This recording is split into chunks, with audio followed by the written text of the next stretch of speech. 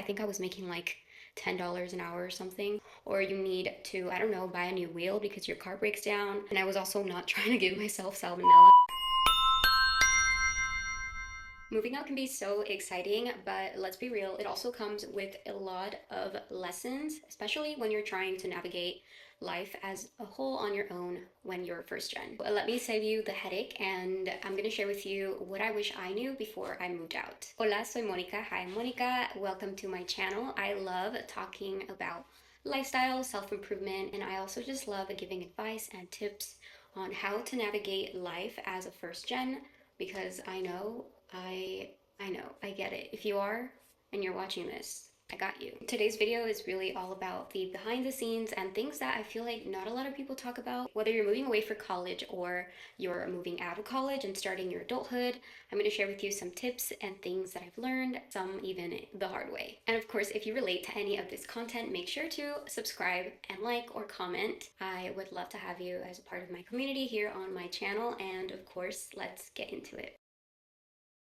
Let's start off with the main one, money.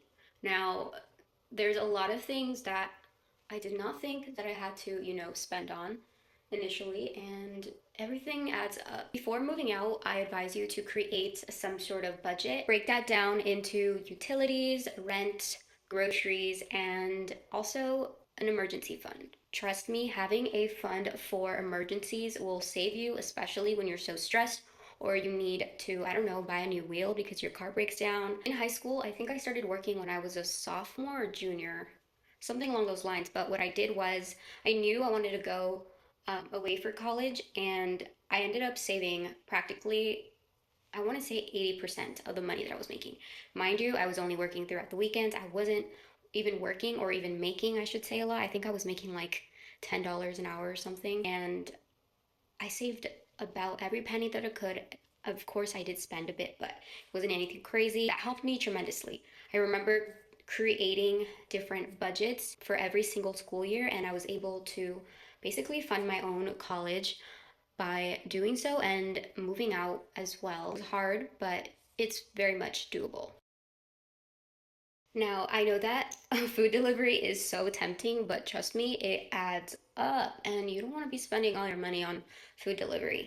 So, my tip for you is to learn a good amount of simple but hearty and nutrient dense recipes that you can make throughout your weeks and just have on the go.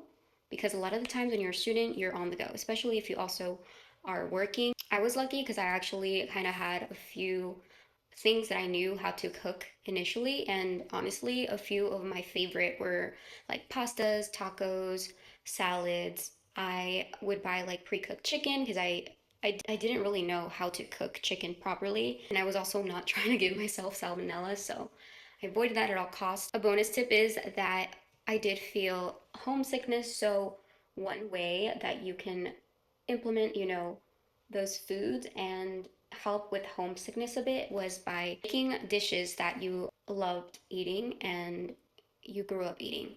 I remember at some point I wanted to learn how to make pupusa, so I called up my sister and I asked her for the recipe. Also, there was these sandwiches, Salvadorian sandwiches that I love that are also made with chicken, cabbage, carrots, and they're honestly one of my favorites.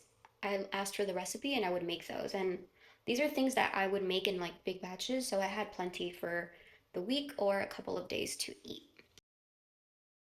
Moving out means newfound independence, but it also comes with learning how to set boundaries, whether that's with your roommate, your friends, or family. Being first gen can be tough because finding ways to basically explain to your friends or even to your parents why you can't do a certain thing or drop everything to go out and help when they need it can be pretty tough. That's where setting boundaries and prioritizing yourself is what you need to be doing, because at the end of the day, you are applying yourself. This, of course, applies a lot for those of you who are going into college and or moving away from, your home for college. Remember, however, that you are not being selfish. You are just protecting your space, and putting yourself first is absolutely not selfish. Next, let's talk about mental health, because honestly, nobody prepares you for how isolating and lonely moving away or just living on your own can be.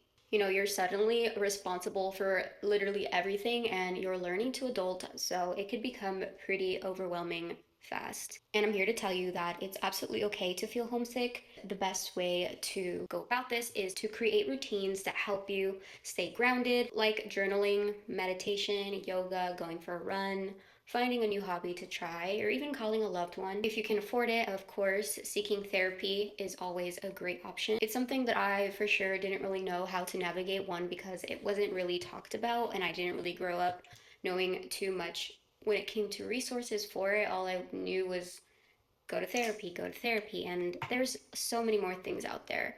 There's so many podcasts, which I've loved listening to and have learned so much on how to navigate my mental health. I would say if you are going to college, make sure to take advantage of the resources on campus. I know at my university they offered therapy sessions, so definitely take advantage of those if you need them. Even if you don't need them, I think therapy is always great. Being on your own, it can certainly feel very isolating and lonely. Building a support system is honestly what's going to help you, whether you are moving away from college, moving to another state, another country, or just simply moving on your own. You're not too far, but you know, you're still doing it. I feel like joining clubs on campus is super helpful, or joining local groups in your area, whether that's a club, a sports team, something in relation to a hobby. It's always awesome to have, you know, that support, that distraction, as well as just building a sense of community overall. I think that always helps, especially when you are in a new environment or starting out somewhere new. Lastly, I know that it can be pretty hard as a first gen. Don't lose sight of your roots. Moving out is truly a way to redefine your sense of identity or find it, but it's also an opportunity to discover and an opportunity to start and even keep traditions alive that you grew up with, whether that's making your mom's or abuela's recipe, playing the music that you grew up with. I moved out of state, so this Christmas I was playing bunch of like cumbias and Salvadorian style music that I grew up listening to, specifically during the holiday season, and that brought tremendous comfort to me. So I highly recommend doing that. And there you have it. Those were my tips and things that I wish I knew before moving out. Honestly, moving out on your own can be incredibly challenging, but rewarding nonetheless.